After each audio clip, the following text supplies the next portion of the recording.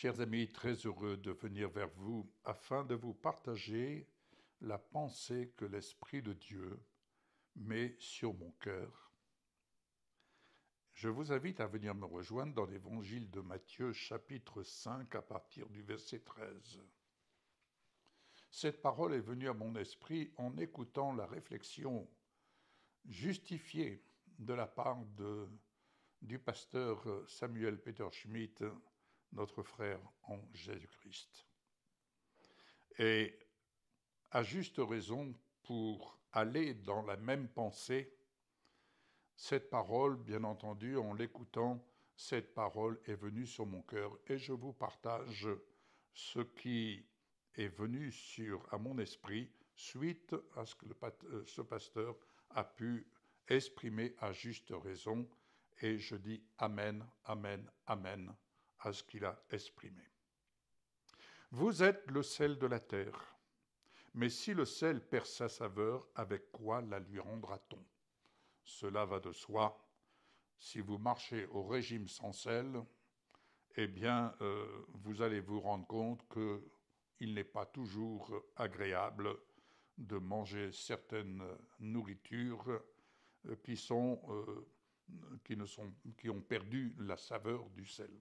Bref, je ne suis pas là pour faire une opération culinaire, mais tout simplement, si le sel perd sa saveur, si la vie perd sa saveur. Et quelle est la saveur de cette vie que l'on fait entendre et que l'on veut faire entendre pour dire tout va bien? Non, tout ne va pas bien. Quand le cœur est malade, tout le corps est malade. Quand la tête est malade, tout le corps est malade. Tout ne va pas bien dans ce monde, loin s'en faut. Tout ce monde ne va pas bien. Alors pourquoi voudrait-on nous museler, nous, chrétiens, qui faisons entendre la parole de la vie et la vie éternelle, cette parole qui vient purifier notre cœur? Pourquoi voudrait-on nous museler? Vous allez vous rendre compte que vouloir museler l'expression du chrétien ressuscité, glorifié en Jésus-Christ, vouloir museler cette expression, c'est tout simplement vouloir museler Jésus-Christ. Mais c'est oublier que Jésus-Christ ne peut plus mourir. Jésus-Christ est mort une fois pour toutes afin de pouvoir nous offrir et changer notre nature lorsqu'il vient nous offrir de nous revêtir de sa nature glorieuse. C'est un choix que personne ne peut nous refuser, nous empêcher.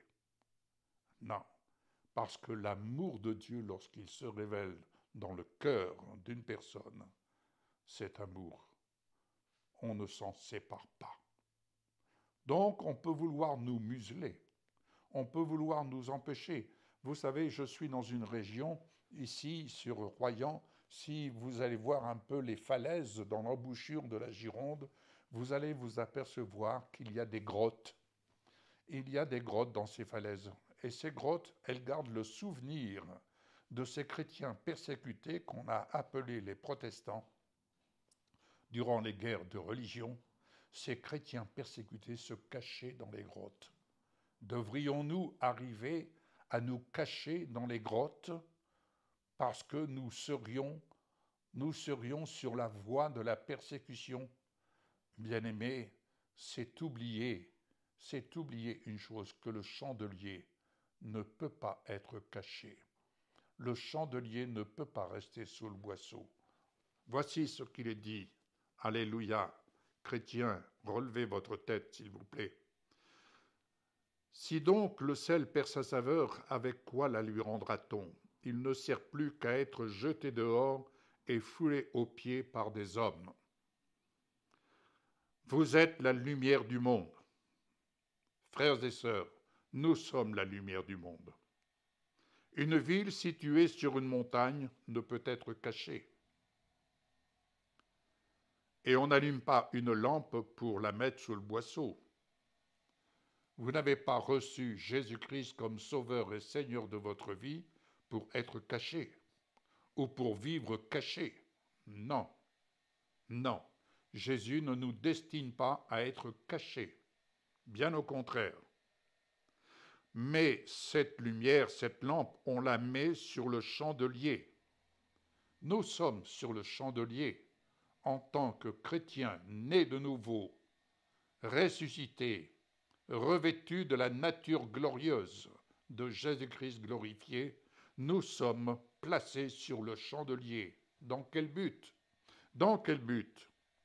Eh bien, elle éclaire tous ceux qui sont dans la maison, pour éclairer tous ceux qui sont dans la maison.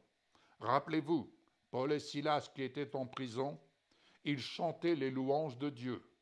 Oui, ils étaient en prison à cause de leur foi vivante, à cause de ce qu'ils représentaient, de ce qu'ils faisaient entendre. Mais qu'à cela ne tienne, l'expression de la louange dans cette prison, personne ne pouvait les museler. Personne ne pouvait les museler. Ils n'étaient pas là à se lamenter. Oh Seigneur, libère-nous. Seigneur, libère-nous. Tu vois ce qu'on nous fait. Tu vois ceci, tu vois cela. Non, ils chantaient les louanges parce qu'ils savaient que l'expression de leur foi fondée sur la parole était l'expression qui allait briser les chaînes et briser les fondements de cette prison. Et c'est ce qui est arrivé. Les fondements de cette prison se sont ébranlés et les chaînes sont tombées, se sont brisées. Et le geôlier a pu dire « Que dois-je faire pour être sauvé ?» Lorsqu'il a vu toutes les portes des prisons, il a cru que les prisonniers s'étaient envolés. Non, nous sommes là pour éclairer la maison afin que les chaînes des captifs tombent. N'oublions pas, Jésus-Christ fait du chrétien un don de Dieu pour le salut des hommes. Et c'est ainsi que votre lumière luise ainsi devant les hommes, afin qu'ils voient vos bonnes œuvres. Oui, être chrétien, c'est accomplir les œuvres que le Père a préparées d'avance. Et ces œuvres ont pour but de manifester, non pas regarder comme je suis un merveilleux chrétien, non. Ces œuvres qui ont été préparées afin que nous les pratiquions ont pour but de démontrer qui est Jésus-Christ en nous. Alléluia. Et ces œuvres ont pour but de glorifier notre Père qui est dans les cieux. Et d'ailleurs, je vais conclure. Venez avec moi dans l'Épître aux Colossiens, chapitre 3. C'est cette parole que vous connaissez, cette parole que vous avez déjà entendue. Mais voici ce qu'il est dit. Si donc vous êtes ressuscités avec Christ, cherchez les choses d'en haut où Christ est assis à la droite de Dieu. Ne vous fatiguez pas à vouloir démontrer à partir des choses ici-bas ce que Christ est. Cherchez les choses d'en haut afin d'être à l'image de celui qui est en haut. Nous sommes destinés à refléter l'image de Jésus-Christ glorifié. Où Christ est assis à la droite de Dieu. Attachez-vous aux choses d'en haut et non à celles qui sont sur la terre. Elles sont éphémères. Si elles ont leur utilité dans ce monde pour nous accompagner dans notre pèlerinage, certes, mais elles sont éphémères.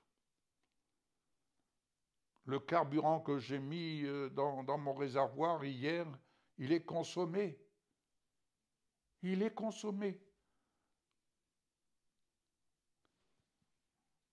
Car il est dit, car vous êtes morts. Ah, vous êtes morts.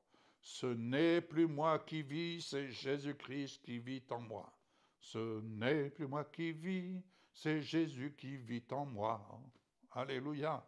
connaissez cette chanson, je ne me rappelle plus trop de la mélodie, mais peu importe. Et votre vie, ma vie, votre vie, elle est cachée. Elle est cachée, oui, cachée avec Christ en Dieu. Alléluia. Ces protestants qui se cachaient jadis dans ces grottes parce qu'ils fuyaient la persécution. Mais ces chrétiens qui étaient là, cachés à cette époque, oh, ils étaient comme Christ. Mais pour autant, ces chrétiens ont vaincu, ont relevé la tête. Ils ont relevé la tête malgré les persécutions. Alors, bien-aimés, quand Christ, votre vie, paraîtra, alors vous paraîtrez aussi avec lui dans la gloire. C'est-à-dire que lorsque vous allez parvenir à être à l'image de Jésus-Christ, rappelez-vous, vous êtes mort en Jésus-Christ. Ce n'est plus vous, ce n'est plus votre nature qui vit. Ce n'est plus votre nature.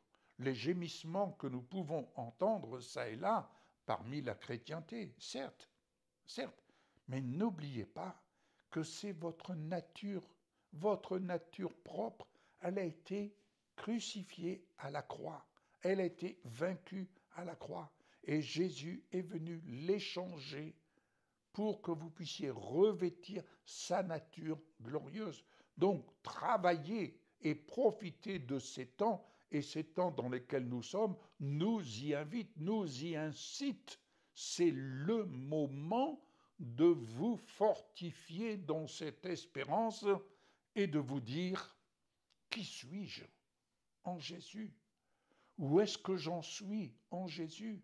Ne vous attardez pas sur les choses terrestres. Ne vous attardez pas sur le fait que « Ah, mais je ne comprends pas, je voudrais savoir » et autres.